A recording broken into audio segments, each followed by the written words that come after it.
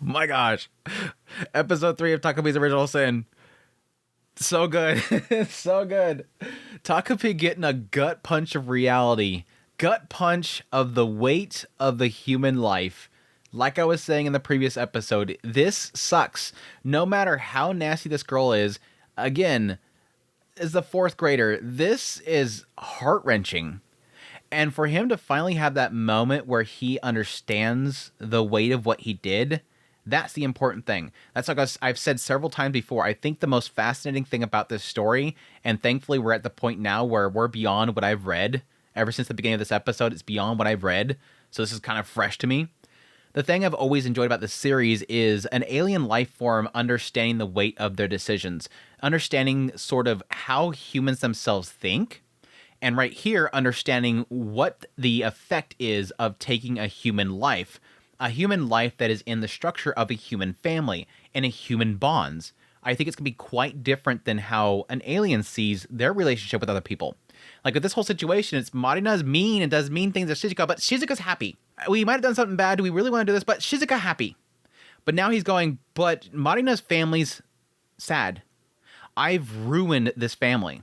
Even though, yes, we see that this family is dysfunctional as all get, and this mom is horrible, we see that this has destroyed this family. And as he sees all the pictures of what he has sort of removed from each of these scenes, each of these pictures, there's a scene in there, and there's Marina in the middle, and I pull that part out of there, of every single one of these pictures. And he finally has that moment of hitting himself, like, I'm sorry I can't be Marina, and I took Marina, and I'm sorry, Marina, that I killed you.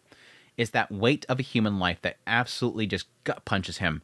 And he starts pouring out the tears. He's teared up before, but it was really like in response to like Shizuka and not being able to help her, or yeah, getting the crap beaten out of him by Marina. This is the moment where it's tears of sorrow. He's understanding the sorrow aspect of what he has done. It's super fascinating, but again, that whole later segment was so freaking good. But I'm getting ahead of myself. We should go through the episode proper from the very beginning, opening up the episode with, them walking out there, running into Ozma. Ozma having sort of a very logical response to this whole situation. Okay, what the hell is this thing next to Shizuka? It's kind of creepy. Wait, what happened to Marina? Wait, this isn't good. Like, this is messed up. Like, why are you just walking away from this scene? This is horrible. What did you just did here? But again, kind of not seemingly like he is upset about the death of Marina. And again, I kind of agree that he's going to see it from a different perspective. Again, Shizuka's going to see it from this is a pain that's always around me, and that pain is now gone. Whereas from Ozma's perspective, somebody that is so focused on his own studies, we see in this episode, this is a boy that is sort of trying to meet expectations and thus doesn't want to get involved with things. I can see him seeing the situation not emotionally, but seeing it from a perspective of what it will cause him. So again, a really twisted, very young, immature perspective of a death. His perspective is a bookworm's perspective. What this will cause you. Shizuka, you're in trouble. This is a bad thing. I don't want to get involved with this thing. I'm out of here. I'm getting out. I'm washing my hand of this. I can't fix the situation. Is she dead? I didn't see nothing. But this is a weird part. From Takopii sort of kind of trying to downplay it a little bit. You know, it was just this magical item. No, it was a gadget. It wasn't magic. And then him kind of going, are you making fun of the situation? He does sort of see an insult in how Takopii, this alien form, is seeing the situation. And it sort of kind of frustrates him a little bit. But the odd thing that happens here is that Shizuka, upon hearing from him, you're going to go to juvie.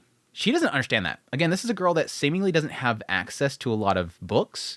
She's not very book smart. Again, she's a fourth grader. Bullied all the time, probably having her books damaged all the time, not getting a proper education. This is a girl that doesn't understand, yeah, you're going to go to juvie. He has the book smarts. And it's interesting how she sort of comes forth to Ozma and says, I'm not book smart. I don't have access to a lot of books. You seem like you're somebody that is. Please tell me what's going to happen. And he's laying out everything that's going to happen, but he also lays out the possibilities of what he could do. Oh, you can just pin it on somebody else. Sometimes somebody else take the fall. No, that's in fiction. Let's think logically. What is in reality? Okay, typically you'll cover it up. Okay, I don't know how to do that. Please help me, Ozma. Now, here was the odd thing. Here's the thing that I hooked on, and it happened multiple times in the episode, and I can't let it go now. Shizuka says, please, can you do it? Can you help me? Please, I need your help. And he gets the sparkle cutesy face going on with her, just like Takopii. Again, the very first episode, Takopi looked at Shizuka. I don't know why, but there's something about her. Takopi was getting something about Shizuka. Whenever Shizuka would smile, he liked that. I want that. I want to see her smile. And he was drawn by it. And now Ozma's doing it. I don't think that's just by pure chance. I figured this guy had a thing for Shizuka, by the fact that he keeps trying to help her. But this was a bit much, because they got the whole Doki Doki face thing going on. Had the shoujo filter going on, the sparkles and the hearts and everything. I don't know. It started to make me think that, did one of the gadgets go off and it affected Shizuka in some way, and now she's charming people? I don't know. I might be stretching it too much there. But no, interesting thing, as she's trying to get him to help, there is another aspect that seemingly is a trauma that is causing him to want to help Shizuka. And that's the fact that he has these memories, which we see throughout the episode, that he has an expectation from his mother.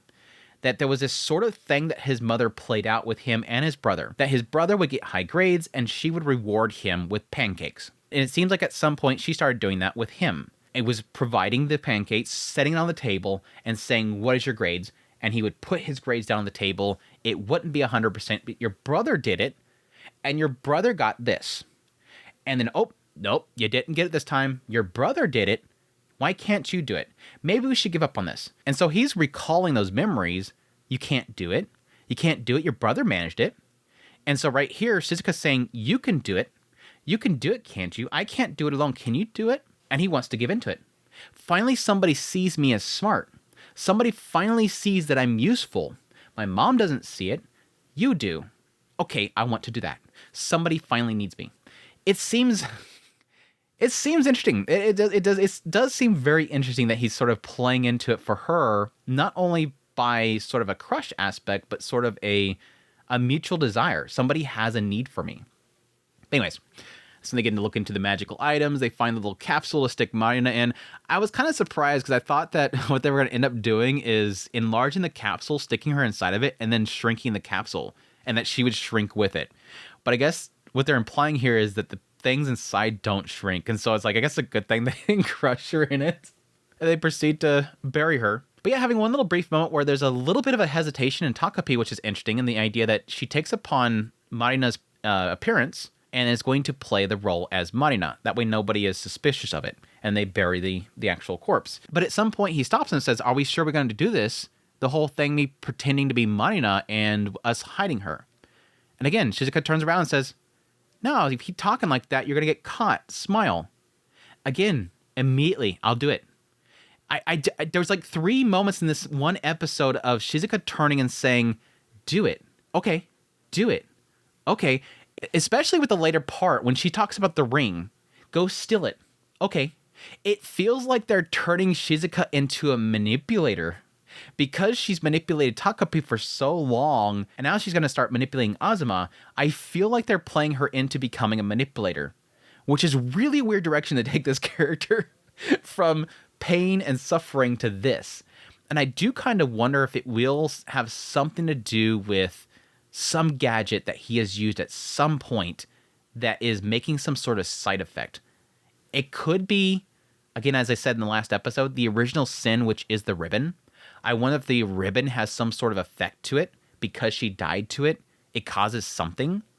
But again, she technically did sparkle kira him when he first met her before the ribbon, so that can't be it. Anyways, interesting stuff. But that's when Takopi gets the first experience at Marina's house, goes in there all super happy. I'm going to be super happy like Marina always does. The moment he opened that door and said that, I'm like, no, that's going to be tipping them off real quick. Because every time she goes in there, she's not super happy. She's not super happy. But yeah, they're all just fighting at it. Ends up chucking something, hits him in the face. Mom's talking about suing. Like, Marina can sue you now. You only think that way because you don't work. It's just a super toxic family in front of their daughter. That's the annoying thing, is the fact that they're not only arguing, but they're doing it right in front of their daughter. It's just disgusting. But yeah, that's when we cut back to them making their plans. Apparently they still want to go find Choppy, so they got to go to Tokyo. And Ozma's like, no, we can't do that. We got to wait until summer before we can go do that. We got to wait for Takopii to get kind of settled in with being Marina. And right here again, sort of having these brief moments where he's going, I got to get back to studies. I can't mess around with this thing. Implying the idea that despite the fact that he feels like he wants to help Shizuka out, and he feels a necessity to be there and sort of follow through with this. He's bothered by the fact that he's not able to just get back home and get back to his studies. I don't want to bother with these people. But yeah, then Junya shows up and asks if he can possibly help out by chilling out mom. He's got to get back to work. And then right here, Ozma's sort of complaining about the fact that his brother doesn't need his part-time job. He gets everything. He gets plenty from his allowance. He gets everything he wants to. All he's doing is worrying mom. And this does sort of play into what they get into with the ring itself, which is it's something that the brother wanted to buy with his own money. He didn't want to buy it with allowance. And yeah, with Ozma saying this here and us getting a bigger perspective of the mother trying to essentially bait. Now, I want to say they're both Ozma. I hate the first name, last name thing they do sometimes because they're technically both him and his brother are Ozma family. It's just he's Naoki and his brother is Junya. But anyways, the younger brother keeps getting baited by the mother just like apparently she did with the bigger brother. And the bigger brother's getting everything he wants because he's doing good grades. And so I can see right here Ozma is sort of seeing he gets everything he wants. Mama always gives him everything he wants. I'm the one that's the problem child. I fail all the time, and thus mom gives me nothing. He doesn't need to bother with going school and worrying mom because mom will give him the ring. But again, from Junior's perspective, from his brother's perspective, I wanted to buy it with my own money. That's how it's done. For my girlfriend, I totally thought it was going to be Shizuka's mom. I swear I thought it was going to be Shizuka's mom. I legit thought I was going to be Shizuka's mom. I was like, that's going to be so stupid if we go right into that again. No, you see her picture on the phone. It's not Shizuka's mom. It would have been so bad. I had to get a ring for Shizuka's mom. He wanted to buy it for his own. He wanted to be a good boy and buy the ring with his own money and not have mama buy the ring for him. And again, Ozma doesn't see that. Ozma just sees you have everything you want, brother. Why would you do that? You're just causing problems by doing that. Why would you do that? Doesn't make any sense to him. But yeah, this is the annoying thing is that he's saying all this stuff, he's getting upset about it, and he's blurting out in front of Shizuka and Takopi, and eventually, again, Shizuka says, go steal it. Just go steal it. Then he'll quit his job, he'll be too upset to keep his job, just go steal it. That won't do anything, that would change nothing. You can do it. Heart, sparkle. Okay, I'll do it. And he's legit at his house with Takopi at his side. If anything happens, Takopi will use his magic. Just go on in there. And I'm thinking to myself, this girl's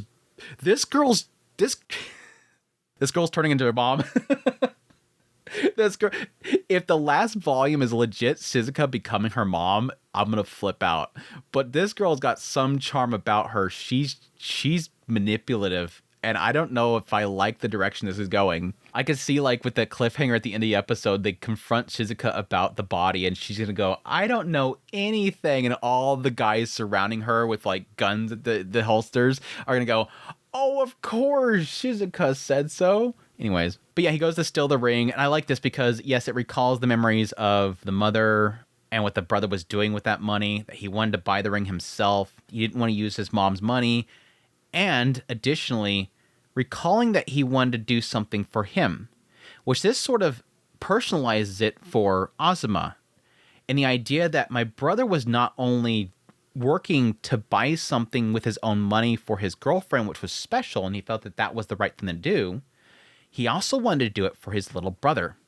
That's the key thing there. And I think him connecting the fact that he wanted to buy me something too sort of gives him that feeling of, oh wait, he wanted to do something special for me too. And it means something different when he's saying that he's going to work a little harder so they can get more paycheck to do the same thing for me. He finds value in the fact that the brother worked for it with his own time. It wasn't from mom. I guess what ultimately makes him decide that he doesn't want to take it. And then, of course, the phone rings. And, of course, the phone rings. They have to get the heck out of there. And they use the wings. I legit was like, no way you're going to kill off Ozma now. Like, out of nowhere, he drops from the sky and dies. Like, right there. I'd be like, wow, bold to have him just die out of nowhere. We have 2 deaths in 2 episodes. Now, thankfully, Takopii was able to catch him. But yeah, then they go back to Shizuka, and he recalls all those memories of mom just taunting him. And then Shizuka's just like, you guys look like a mess, and starts laughing. I just think seeing Shizuka just so happy this episode just makes me so conflicted because this girl's dead and Shizuka's just actually happy for once. And it's like, I'm so happy that Shizuka's happy, but I can't be happy because there's a child dead. Which, yeah, speaking of which, we get a little montage. I love the whole shot with all the kids shocked because freaking Marina, as Takopi as Marina, but all they see as Marina is over there literally like this girl looks like she is Yuri in love with Shizuka. Like, she is in love with this girl and is feeding her and everything like that. And everybody's like, what the hell happened to Marina? I could totally see situations like that turning into everybody thinking that Shizuka is like a witch or something like that and put some spell on her. I could totally see kids doing that. But yeah, we get a little talk with Ozma talking to Takopi. Why are you gadgets all useless? And he's like, what are you talking about? We have this thing. Yeah, that sounds useless. We have a clock that can turn back time wherever and whenever you're at. Dude, bring that here. That'll solve everything for us. I can't do that. I can't go home. Question mark.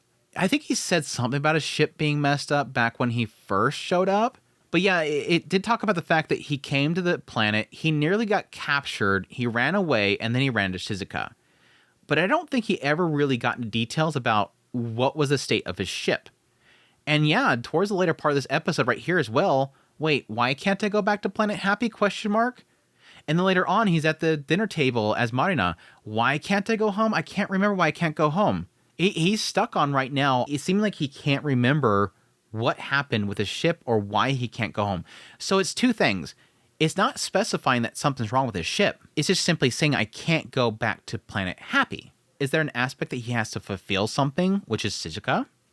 Did going back in time mess with his memories? Did he forget where his ship is? Or is there a planet to return to? I want to say that's probably something to do with memories, that this whole situation has messed with him a little bit. It might be the aspect of breaking the rules has messed with him quite a bit. I don't know. It's interesting. But yeah, when they're at the dinner table, the moment the father turns and goes, oh, Marina, disrespecting my parents, don't you think? And he just does a whole pee thing. He's like, oh, is that like a school thing? Is that a new thing that's in at school? And mom's just not liking it. Told you not to talk like that. Talk properly. And then it turns to, man, you should come home at my place. The moment it clicked in his head and he starts thinking about Choppy, I'm like, no, I know where you're going with this Takopi, but that's not what he's talking about. Go to Papa's place? Well, Shizuka said that Choppy's at Papa's place in Tokyo. Yeah, I want to go to Papa's place. I'm like, oh God, the mom's going to be so mad. And this is the annoying thing, because I don't think the father wants to take Marina. The mother says something effective, you never wanted custody of her. We decided the custody would stay here. You never wanted her. So it gives a sense here that the father wanted to abandon the both of them, but he keeps coming back there. Probably as a place to stay. But it's given an indication that I don't think the father wants Marina at the place. I think he's saying this right here and saying, oh, so you always wanted to come to Papa's place, right? He's even having her confirm it again. I think the father right here is manipulating the child to get at the mom. I won. That's literally all he's saying there. He doesn't care about Marina. He doesn't want to take Marina home. He's using it as a tool to fight the mother. And that's the annoying thing, because even after that conversation, the father just leaves. And then the mom brings up the fact that Papa's not coming by today. It gives me a feeling that, again, he has no intention of taking Marina home. And yeah, there would be a whole process there. They would have to go legal process. If she has custody, he can't just take Marina home at then. That's not how that works. I'm not fully aware of how custody works in Japan, but that typically is how it works elsewhere. But I would assume that's going to be the case. That's the custody. But again, I think this is complete manipulation. Oh, so you always want to come to my place? I won. Did you hear that, Mom? I won. It's so nasty. And again, like that entire time I'm hearing them, like, oh gosh, she's going to get the crap beat out of her by the mom at night. Which, yes, doesn't quite turn out the way that I was kind of expecting. And that, yes, once the father's gone, the mom's like, hey, Papa's not coming home. She says a P thing. That's not how you're supposed to talk. Talk ladylike. That's not ladylike. Stop talking like that. Oh, sorry, P. Smack. I'm like, this is the second time poor Takopii was somebody else and is getting the crap beat out of himself by saying P. Like mother, like daughter, right? Like mother, like daughter, right? Just like her daughter. Freaking every time he says P, smack, smack, smack. And again, this sucks because on one hand, it's infuriating to see a mom slap multiple times over and over again. Uncalled for slapping. Like I can see like reprimanding or whatever, but this is just nonstop. Not even giving her a chance to talk. Smack, smack, smack. Even apologizing. Fear in her eyes. Saying sorry. Still continues to hit her daughter. But, And by all indications, she's done this multiple times. This ain't the first time. This ain't Mama's first rodeo here. It's obviously implied that she has abused her daughter before. That's why her daughter's afraid of her. She's always afraid of her. Now, it could be verbal and psychological abuse, but that's just as worse. Either way, she has been abusing her daughter. But right here, it seems to imply, or at least she is saying, that she knows that it's not her daughter. I don't know. I don't know. Like, I can see mothers. Mothers know. Mothers know their children. If there's a doppelganger and take over a child's body, you ask everybody around that child, the only person that'll probably be able to tell it's a fake or not is probably going to be the mom. Moms just know. But I don't know. I don't... Based on the pictures that we show later on, it looks like this is only recent that their family fell apart. So they've had a loving family for quite a while. And again, this whole situation with the father and Shizuka's mom has torn it apart. But I want to believe that, yes, she knows for a fact somebody has taken over my daughter. And you are not my daughter. Where's my daughter? Give me back my daughter. Please. I love her. And I'm sorry. The apologies there. It's like, it's so hard to accept that kind of stuff. It's like, I'd rather hear her. I'd rather see what she does. Like, in a situation like that with that kind of abuse, I'd rather not get the tears. I'd rather see action. Like, what is Marina's mom going to do in order to fix that? But again, the unfortunate thing here is that we know that she's croaked. For now. We'll see if we end up going back to the planet to pick up that time machine thing, which I'm starting to feel more and more now is going to actually happen now that they found the body. But again, the scene after is what really got me. Takopi going in the room, seeing all the photos, and then realizing that point what he has done. He has taken a life. He has taken this daughter from this family, stole that daughter, and destroyed this family. A family that was happy. Yes, not currently, but at some point was happy. But either way, still a family. I took Marina from you. I'm sorry to the mom, sorry to the dad. I took Marina away from you. But more importantly, I'm sorry for taking your life, Marina. Broken. It's just like, it's broken. And there's that conflict there because he starts to think about what Shizuka said. She was happy. She thanked me. She was so happy. Thank you for killing her. She was so happy. That's why I did it, and that's why I accepted it. But I gotta talk to her again. This ain't right. I gotta do something. I gotta reflect on what I did. I gotta do something about this. Question mark is, what is that? Question mark is, what is that? Again, I think based on the fact that he keeps bringing up going back to the planet, I can't go back. Why can't I go back? Here's this little time machine thingy. It does make me think that he will want to eventually go back to the planet to get some way of turning back time. He did say specifically it turns back time no matter where or when. I think it was implying that you don't have to actually be there, question mark. I don't know. That could be a possibility they could do it remotely because it looks like a massive clock. But I'm wondering at this point if he's going to confront Shizuka about the idea that I need to undo Marina's death. I think he's going to. But the unfortunate thing is now is that they found the capsule. They know where the body is. They're probably going to pick it up. It's now they've discovered some space technology here. I'm assuming they're going to go back home and contact the mother. And she's going to be like, I knew it. She was here, but it wasn't her. Things are going to snowball from here. Things are going to definitely snowball from here, which we technically only have 3 more episodes of the show, so this can technically start to build up towards the climax already. So I have no doubts that we're going to start having crap hit the fan really quickly here, but good episode overall. I jabbered like crazy. I hope you guys enjoyed my yap fest. I absolutely adore this show. I could just keep talking on and on about this show. But really good stuff. I hope you guys enjoyed the video as always. If you did, hit the like button down below, comment, let me know what's the episode. Additionally, if you like this content, you want to support more, I have links in the description below. Become a member of the channel. But until next time, y'all take care.